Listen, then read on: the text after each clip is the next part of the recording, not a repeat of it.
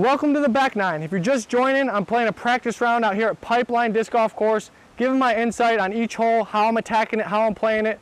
Hope you enjoy. All right, this hole, I think it says it's a par 4. Yeah, it's the distance isn't the par 4. It's more of the amount of trees and the tight window that makes it a par 4 on this hole.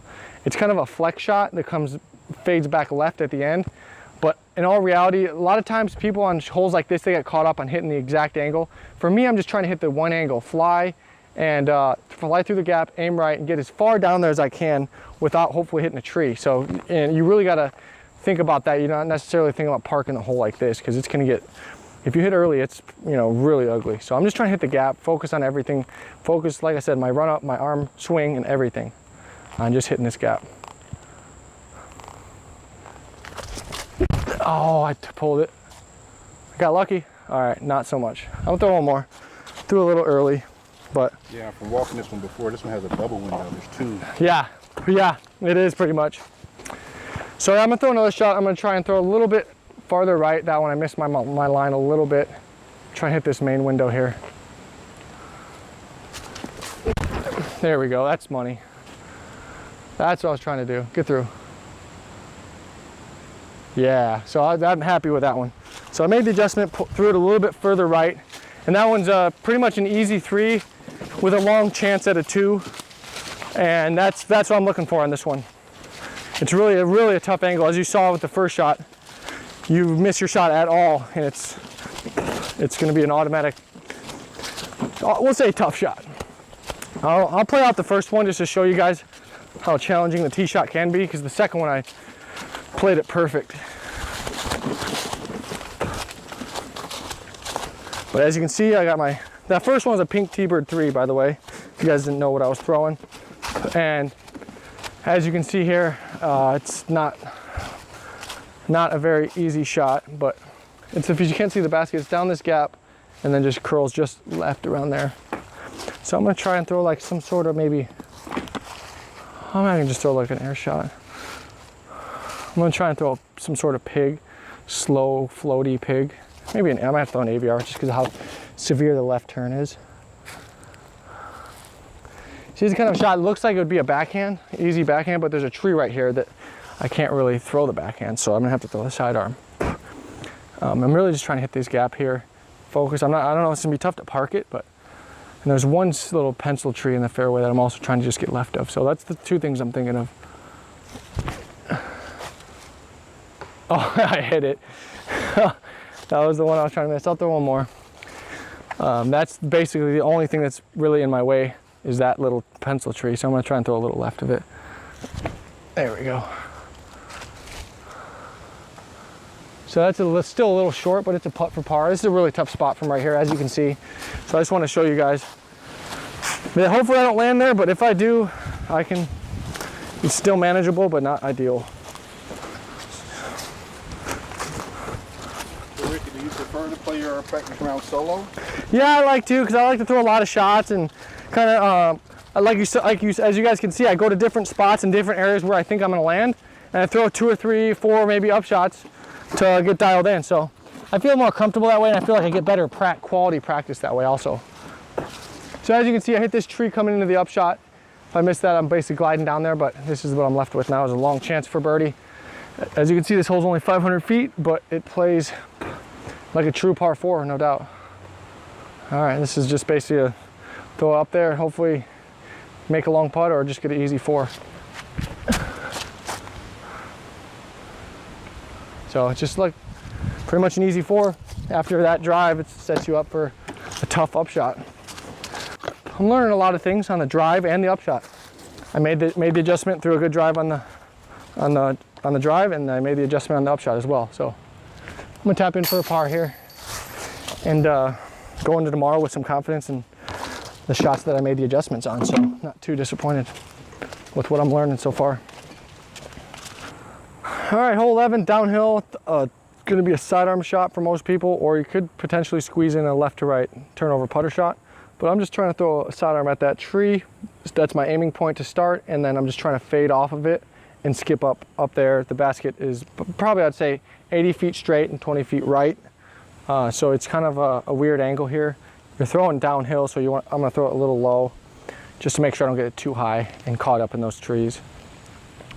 So I'm gonna try and throw it at that tree, fade off it, and skip up and see. Hopefully I can have an inside the circle putt. A little bit too high, but it might get lucky through. I hit something. There's a lot of limbs down there. I'm gonna try one more. It's a really tough shot, actually. Once you get down there, you guys will be able to see it. But it's as soon as you get high, there's a lot of low-hanging limbs, and you're throwing downhill, so you're gonna want to just naturally you just throw it higher than you want. And the wind's kind of tailwind also. So I'm gonna throw this one a little lower, a little more straight penetrating. That's better. Yeah, that's really good. I have a feeling that's made the adjustment from the first one, and I think that one's probably inside the circle like I was looking for. So as you guys can see, I'm making the adjustments. This is only my second round playing, so there's still a lot of holes I'm still figuring out. And after this round, I feel like I've made enough adjustments to where I'll be tournament ready, and I won't have to throw a shot and then make the adjustment. I can make the adjustment as I'm on the tee pad and then execute. So that's why you may see me throw some shots that you don't normally see, and that's just because I'm not used to this course as much as I normally am when I'm playing tournaments, and you guys are seeing me practice or throw shots in tournament time. I hit the line, just didn't hit the height on this one, and that's what makes the biggest difference between being parked and being, 180 or 100 feet into a headwind. Not very likely to make it, but I can always defy the odds. Too low. All right, settle for a par. Listen, someone left a disc. I mean, that's not your disc truck? Right? No.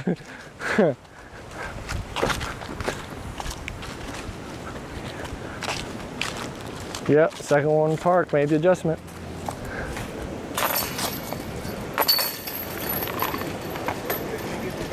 Yeah, no, I know. It's full. I think it's more full than normal even. So Rick, your fans are going to want to know, are we going to see a return of the rap pursuit this offseason? I think so. We're coming up on Halloween. I thought about doing it on Halloween as my kind of Halloween costume and play around in it, but I didn't get around to it. We got a tournament this weekend. But you never know. Maybe on Christmas time I'll whip out some Christmas-themed Raptor outfit. You never know, but yeah, I'm hoping. It was fun. It was enjoyable. Seemed like people liked it, and I had a lot of fun doing it. So be on the lookout. Alrighty, hole 12 is just like most of the other holes out here at Pipeline, very tight, wooded, kind of an off-centered gap with one little tree in the middle of the fairway you want to miss. I'm throwing a Firebird, a flex Firebird right at that tree. Gonna try and drift just to the right of it and then fade back left late into the fairway. I'm throwing a Firebird just because it's pretty windy, tight tunnel that you kind of want to skip and finish left, and that's Firebird fits that shot for me.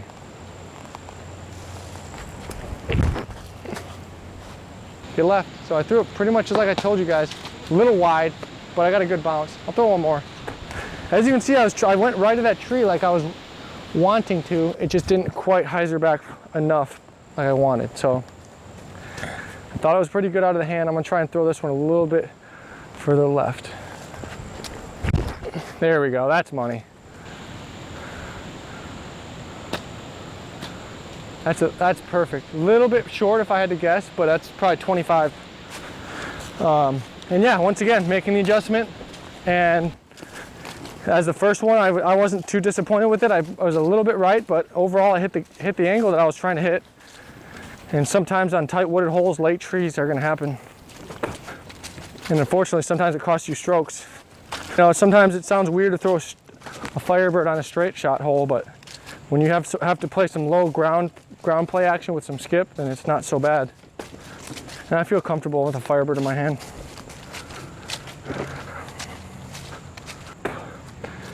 Got a makeable putt, not too much wind, so that's good. That's something I'm always paying attention to.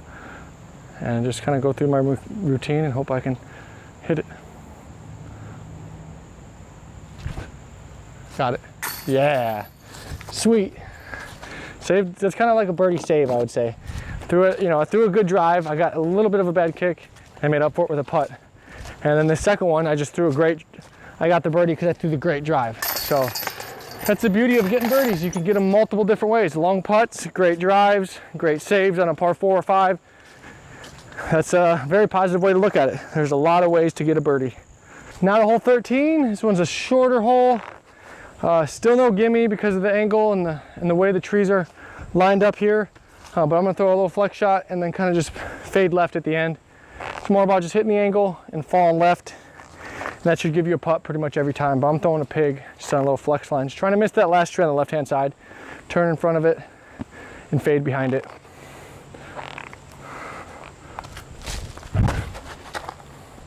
It's a little too straight. That's a little too straight. It's still probably about 20, 25 feet. You want to go a little bit further left. So I'm going to throw one more. I'll throw my little bit more overstable pig and get that little bit more of a left finish, hopefully. That's better. See how that one finished a little bit further left? Yeah, that's still right of the basket, but it's still probably 15 feet instead of 25 like the first one. So they're both putts, but the second one I made the adjustment and threw a little bit more of an overstable disc because I saw the wind held that first one out a little straighter than I wanted. I guess I was wrong a little bit. I thought the basket was a little straighter. It's a little more left than I thought. So those first two are actually a little straighter. I want to focus on throwing it a little higher so I can get that, have time to come back and finish a little more left. So we got a little right to left wind. It's going to carry. And we're downhill, so it's really, if I get it too high, it could be gone. So I just want to focus on hitting the right height here. Get up. Ah, almost. Hit the right line, just not the right height. Pig always goes in. Pig never fails. Just throw the pig on every hole, every putt, everything. Instead, I'll take the par because I tried to use an AVR instead of a pig. All right, hole 14, really tough. Once again, off-centered gap. Those are the hardest gaps to hit because you got to miss this tree, but yet still control your angle and miss the late tree that's off-centered farther down the fairway. So I'm gonna throw it inside out, hyzer flip, putter, AVR, try to hit this initial gap, hug this tree on the left-hand side a little bit tight, and then drift up in the gap. Hopefully get down there. We're throwing to the second basket. And this hole is just about the angle. If you hit on the angle on the line, the hill will naturally glide you down to the basket. So I'm just focused on the line, not as much the speed control. Yes, that looks perfect. I'm happy with that. That's money. Wow, I surprised myself on that one. That's perfect. Hyzer flip DX AVR to its finest right there. Heck yeah. I told you guys exactly what I was gonna do and I did it. It doesn't always work like that. Josh Anton always said, if you want to get better at putting, get better at driving. That's pretty genius advice, honestly. This hole, I demonstrated that. Doesn't matter how good or bad of a putter you are, you should be able to make this. So, tap in 2 on this hole, 14 downhill, really tough tunnel. That's awesome. Black Inks DX AVR.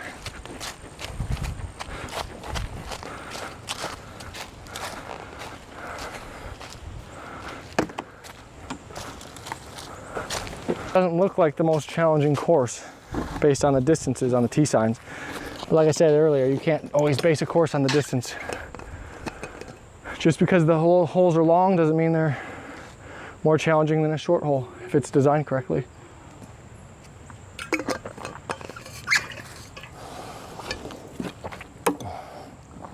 Hole 17 at USDGC. Exactly. Yeah, it's a short hole. Everyone like watching's like, oh, it's such an easy hole. And even me, it's like, yeah, it's an easy hole sometimes, but sometimes you step up to it and the conditions are tough and you don't feel right. There's like a force field on that hole, I promise. It's weird. A force field on hole 17, you've seen some weird stuff, but me as a player, I know why. So nothing surprises me on that hole. We've all done something stupid on it. I guarantee everybody that plays that tournament more than a handful of times is gonna do something stupid eventually. But for now, we're gonna talk about positive stuff. This hole, short hole, it's an ace run, I would say. I would say I'm pretty comfortable saying this is an ace run. Hit the gap, fade left, hopefully flash the chains, and if you don't make it, it should be right there. Let's hope. I threw it a little wide, but I just parked it. I didn't really ace run it, but I'll throw one more to ace run it. That was just a pig. Just kind of throw it nice and soft. Sometimes in holes like this, you want to ace run it, but you don't want to get too cute and try and blow by it and miss the comeback putt. Oh, I hit that. See, I was trying to ace that for you guys, and that's what happened. I pulled it into that tree.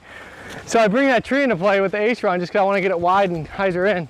Whereas the first one, I didn't. I cut it close, but I got past it. But yeah, so in the tournament, you know, there's a lot of times sometimes I'm trying to ace holes, but more times than not, especially on a hole like this, you'd think, oh, you just ace run it. Well, yeah, it sounds easy until you go way past it, 40, 50 feet, and you got a death putt coming back. So that's stuff you have to pay attention to. So yeah, I just throwing a nice soft pig up there. I'm probably not gonna throw the ace run, depending on how the tournament plays out. The pig should be parked from my feel. Yeah, it looks like it is. So I'll tap in to take the 2 on this one since that was my first shot. That was one of the few times that I threw a good first shot and then did not throw a good second shot. Normally I'm making the adjustment. So Ricky, you throw those pigs a lot? Yeah. Are you changing your grip at all on those putter shots, or are you maintaining a similar grip to your mid-range? Yeah, I throw the same grip on everything, which is pretty weird. Drivers, mid-range, putter, I throw like a controlled fan grip. So my pinky's on the rim like that, and my 2 fingers, middle finger and my ring finger are here. And then my pointer finger is on the rim like this. So it's not actually wrapped around like that, like most people throw power grip for drivers. This is my everything grip, no matter what disc I'm throwing. So pretty unique. I feel like not many people do that, but that's just the way I felt most comfortable throwing all different speeds with all different types of discs, drivers, mid-ranges, putters. I can throw 100% with the driver with it. I can throw 50% with the driver, 100% with the putter, and 50% with the putter. So just feel comfortable, and that's what I went with. All right, hole 16, par 4. This one bends down right and then way back up dogleg left after the initial, 250 feet off the tee. It comes back left. So I'm gonna throw a pig, and I'm gonna try and force it over through the gap and then fade back left late. If you hit this gap too much and turn too much, you can go too straight. So I'm trying to hit the gap and then kind of fade left at the end, preferably. If anything, I want to favor a little bit too far right and just make sure I get through this gap, because if you don't get through this gap, you can't get a birdie on this hole. So I'm just trying to get through the gap. First things first, that looks good. Yeah, that's perfect. This hole is a lot about speed control.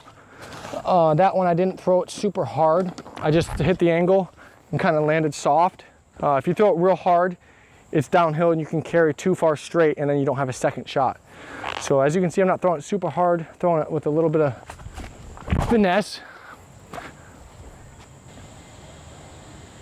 That shot looks solid too. So I'm happy with both of those.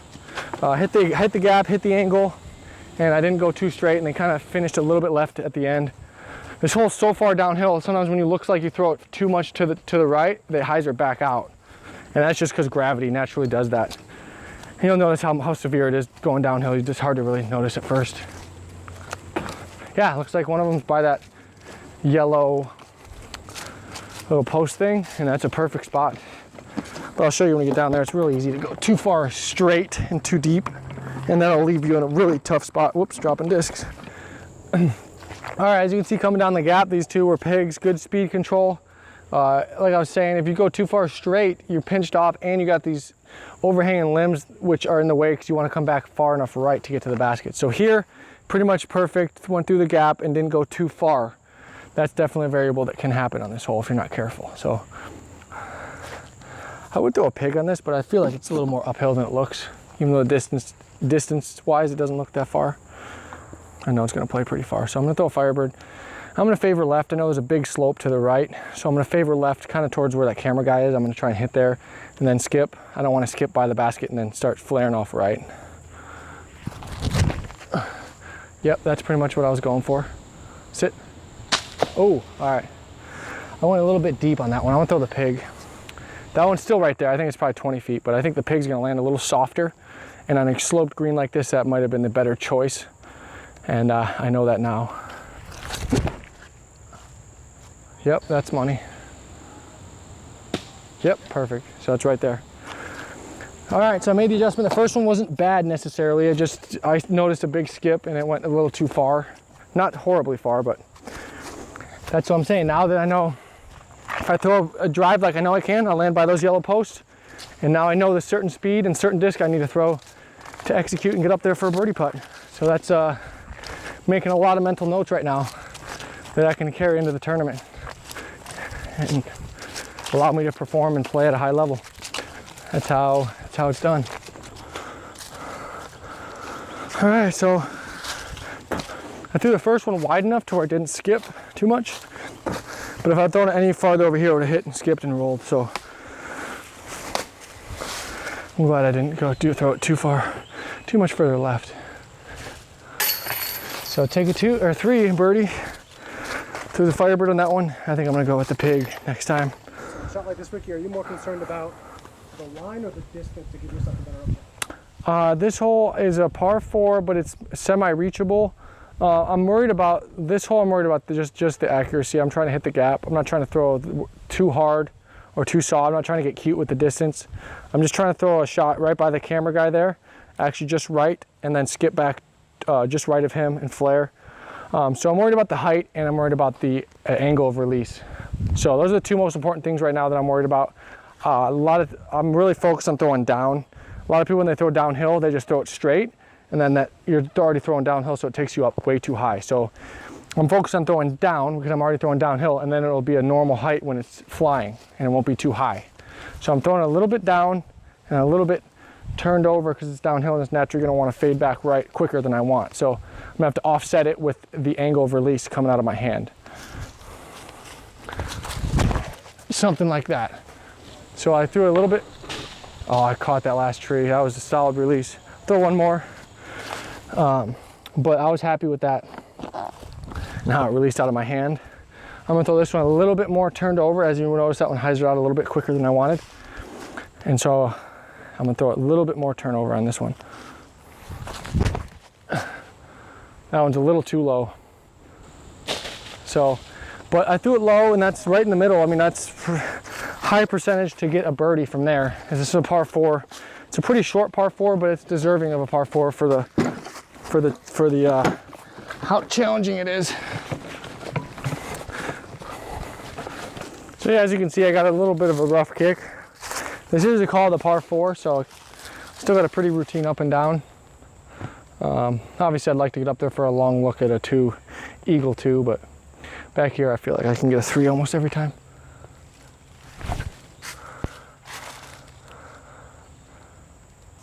So I just throw it up there. I'm about 15 feet. Should be able to tap in for a 3.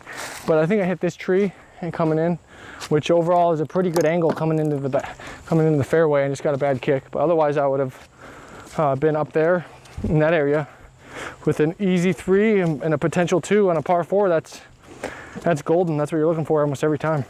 Play the percentages.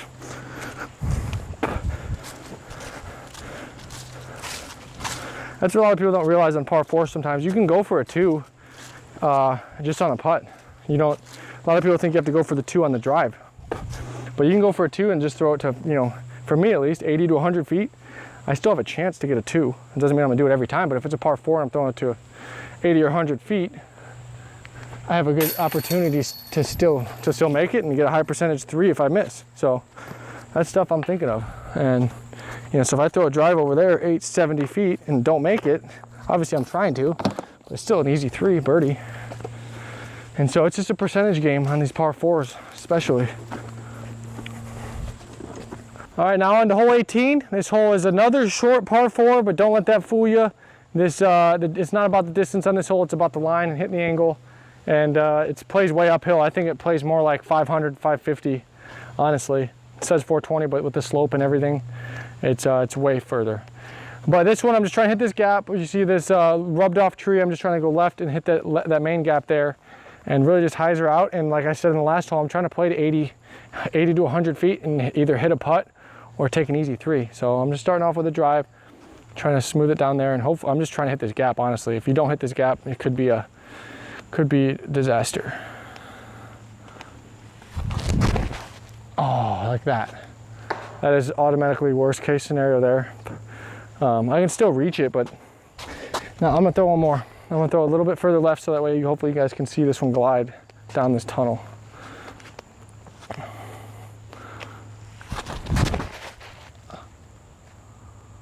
Oh, I hit the last tree, but see, even right there, I hit the tree, but it still got up there. That should be an easy 3. Whereas the first one, it ain't no easy 3 from there. All right, so I bounced to this spot, got a really bad roll. And so this is what I'm kind of left with here, straddle out sidearm. And there's tons of trees in front of me here, so I'm just trying to throw it hard enough to get to the basket and hopefully get a little bit lucky to get myself a putt for a 3. But as you can see, this hole is no gimme, even with the distance. That's solid. That's exactly what I'm looking for. Hit a late tree, looks like, but I got a putt. So, yeah, this green is guarded, and that's why it pays off to be farther down there, because you can have a chance, a lot easier chance to avoid the trees. Whereas back here, I'm just throwing a good hard shot, hoping to get lucky through the trees. That's this course. It's real wooded, not the longest course, but it can challenge even the top players. Even without the super long distances.